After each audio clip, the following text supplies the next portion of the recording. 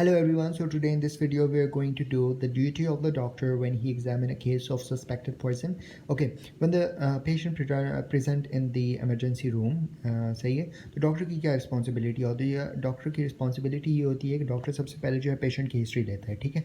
History में general history लेता है, पेशेंट का नाम पूछता है, एज पूछता है, सेक्स पूछता है, जेंडर पूछता है, इसके अलावा उसकी जो है ऑक्यूपेशन वगैरह पूछता है, ठीक है, एड्रेस वगैरह पूछता है। इसके अलावा अगर पेशेंट जो है वो मर चुका है ना, तो पेशेंट की टाइम सिंस डेथ पूछेगा, टाइम ऑफ डेथ बताएगा, ठीक है।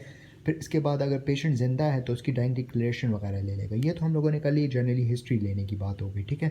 फिर इसके बाद सेकंड पॉइंट में मैंने लिखा डॉक्टर की फर्स्ट ऑफ ऑल ये रिस्पॉन्सिबिलिटी होती है कि वो किसी तरह भी पेशेंट को सेव करे, ठीक है, कि पेशेंट को उसको सेव करना है कि वो पेशेंट मर ना जाए, ठीक है। लेकिन अगर पेशेंट जो है, अगर डॉक्टर को पता लग गया कि ये सुसाइडल केस है या एक्सीडेंटल केस है, ठीक है, तो अगर प्राइवेट डॉक्टर है ना, तो पुलिस को इन्फॉर्म करना ज़रूरी नहीं समझता। लाइक ज़रूरी नहीं है कि प्राइवेट डॉक्टर जो है वो पुलिस को इन्फॉर्म करेगा इन माइनर केसेस, अगर सुसाइडल केस है या एक्सीडेंटल केस है, ठीक है। लेकिन अगर गवर्नमेंट डॉक्टर है तो गवर्नमेंट डॉक्टर ने हर केस में पुलिस को इन्फॉर्म करना है, चाहे वो सुसाइडल हो, चाहे वो एक्सीडेंटल हो, चाहे वो होमोसाइडल केस हो, उसने इन्फॉर्म करना है पुलिस को। और जो प्राइवेट डॉक्टर होता है उसको सिर्फ होमोसाइडल केस में इन्फॉर्म करना होता है पुलिस को, ठीक है। इसके बाद उसने पुलिस को तो इन्फॉर्म कर लिया, ठीक है।